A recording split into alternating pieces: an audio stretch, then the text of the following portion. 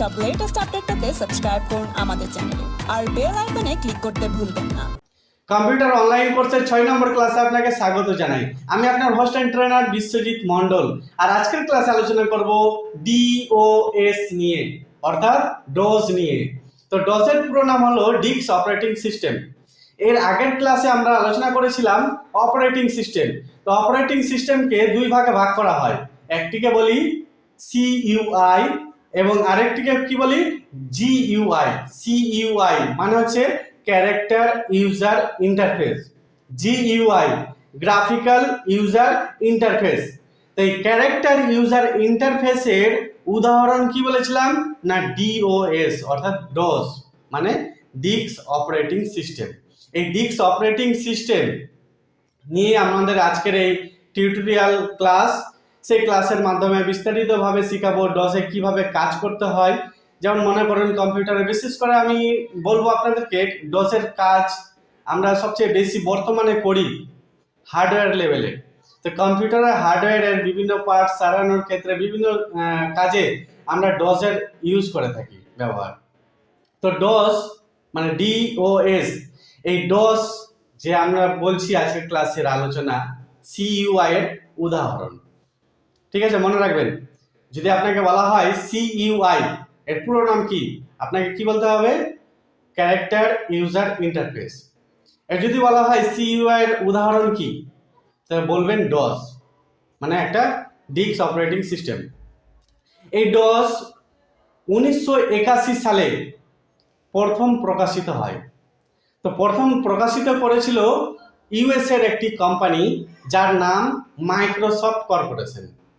নাম অবশ্যই অনেকেই আপনারা শুনেছেন, সকলেরই শোনার কথা মাইক্রোসফট কর্পোরেশন। আমাদের মাইক্রোসফট সবকিছুই তো কম্পিউটারের বেশিরভাগ সবকিছুই মাইক্রোসফটের, তাই না? Microsoft office, Microsoft word, excel যা আছে সবকিছু, এমনকি উইন্ডোজ দেখতে পাচ্ছি যখন কম্পিউটার চালু করিস ওটাও মাইক্রোসফটের। তো এই মাইক্রোসফট কর্পোরেশন 1981 সালে ডোজ তৈরি করেছিল প্রথম, যেটি USA তে। মাইক্রোসফট কর্পোরেশন কোথায় আছে? USA মানে ইউনাইটেড স্টেট অফ আমেরিকা, বুঝা গেল? US এর একটা কোম্পানি যার নাম হচ্ছে মাইক্রোসফট কর্পোরেশন। ইনি কি করেছিল 1981 সালে ডোজ তৈরি করেছিল এবং 1994 সাল পর্যন্ত ডোজের অনেকগুলি সংস্করণ তৈরি করেছিল বিভিন্ন সংস্করণ। তো প্রথম যে সংস্করণটা 1981 সালে তৈরি করেছিল সেটি হচ্ছে MS ডোজ। MS মানে মাইক্রোসফট, ঠিক আছে? তো MS ডোজ 1.0, MS ডোজ 1.0, ঠিক আছে, মনে রাখবেন। এবং এটি অনেকগুলো পার্ট করেছে, 1.2, 3, 4, 2.1 এরকম করে বের করেছিল, 3.0 বের করেছিল। বের করতে করতে সংস্করণ করতে করতে 1994 সাল পর্যন্ত ডোজ তৈরি করে গেছে এই কোম্পানি। তো লাস্ট যে ভার্সনটা তৈরি করেছিল সেই ভার্সনটা ছিল 7.0, মনে থাকবে 7.0 লাস্ট ভার্সন ডোজের। এই ডোজ 1994 সালে লাস্ট ভার্সন তৈরি করার পর কি করে এই কোম্পানি ডোজ তৈরি করা বন্ধ করে দেয়। তারপরে 1995 সাল, তো এই 1994 সালে ডোজ বন্ধ করে দেওয়ার পরে 1995 সালে একটি নতুন মানে অ্যাপ্লিকেশন, একটা সিস্টেম সফটওয়্যার অপারেটিং সিস্টেম আবিষ্কার করে, তার নাম হচ্ছে উইন্ডোজ 95। কত সালে বললাম? 1995 সালে তৈরি করলো আর একটা অপারেটিং সিস্টেম। ডসটাকে বন্ধ করে 1994 সালে ডস বন্ধ করে দিল কাজ, এবং 1995 সালে তার পরিবর্তে GUI বেস মানে গ্রাফিক্যাল ইউজার ইন্টারফেস বেস একটা অপারেটিং সিস্টেম তৈরি করলো যার নাম দিল উইন্ডোজ 95, ঠিক আছে?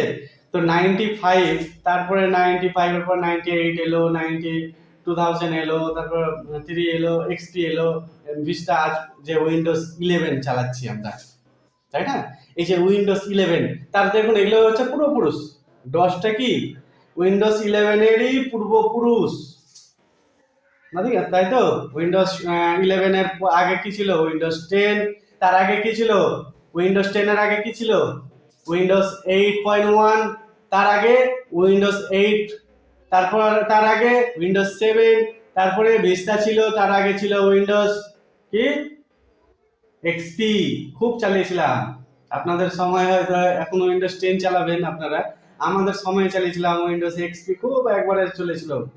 তার আগে ছিল উইন্ডোজ 98, খুব চালিয়েছিলাম। তা আমরা যখন কম্পিউটার শিখি, আমাদের ছোটবেলায় যখন কম্পিউটার শিখতাম তখন আমরা শিখতাম উইন্ডোজ 98 অপারেটিং সিস্টেম। তার আগে ছিল 95, আর 95 এর আগে উইন্ডোজের কোনো ভার্সনই ছিল না। কি ইউজ করতো? ক্যারেক্টার ইউজার ইন্টারফেস, মানে ডস ইউজ করতো। তো ডস কিভাবে কাজ করতো সেই সময়, সেই কাজটা আমরা আজকের এই ক্লাসে শিখবো। ঠিক আছে, কিভাবে ডসে কাজ করে, যেটা মনে করবেন যে ভাববেন, অনেকেই ভাববেন যে ডস কি কাজে লাগবে, এখন তো আর দরকার নাই, এখন উইন্ডোজ বেরিয়ে গেছে, 11 বেরিয়ে গেছে, ডসের কি দরকার?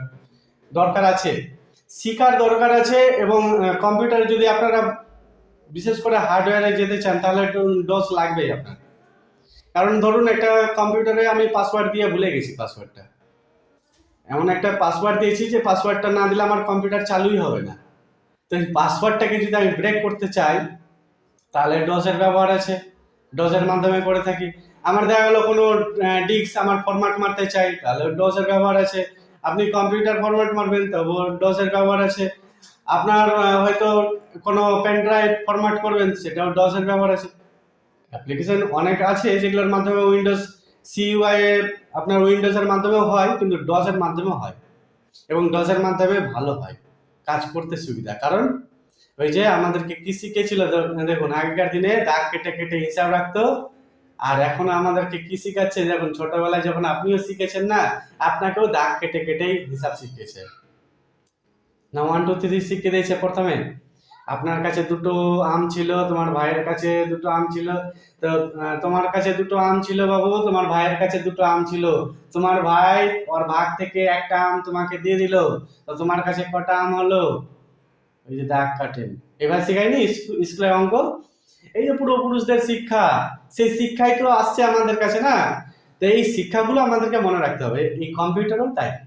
তো কম্পিউটারে এরকম নাই যে যেটা ইউজ হয় না শিখবো না, জ্ঞানের জন্য শিখতে হবে। এমন জায়গায় হয়তো ইন্টারভিউ দিতে গেছেন যেখানে ডস থেকে আপনাকে কোশ্চেন করছে, কারণ যে ইন্টারভিউ নিচ্ছে সে পুরানো যুগের মানুষ, ও তো ডস ইউজ করেছে, ডস শিখেছিল, তো ও তো ডস শিখেছিল, আপনাকে কোশ্চেন ধরাই উইন্ডোজ 11 থেকে করবে? তো যখন আপনি কোথাও ইন্টারভিউ দিতে যাবেন তো উইন্ডোজ 11 থেকে কোশ্চেন করবে না, ও তো শিখেছিল ওর আমলে, উইন্ডোজ 11 তখন ছিল না, 10ও ছিল না, তো ওরা শিখেছিল ডস। তো ডস থেকে আপনাকে কোশ্চেন করবে, করবেই, দেখবেন যে যেটা ভালোবাসে সেটার উপরে একটা না একটা কোশ্চেন করবেই। তো চলুন আজকের ক্লাসে আমি ডসটা আপনাদেরকে শেখাই কিভাবে কাজ করতে হয়। চলুন আমাদের কম্পিউটার স্ক্রিনে।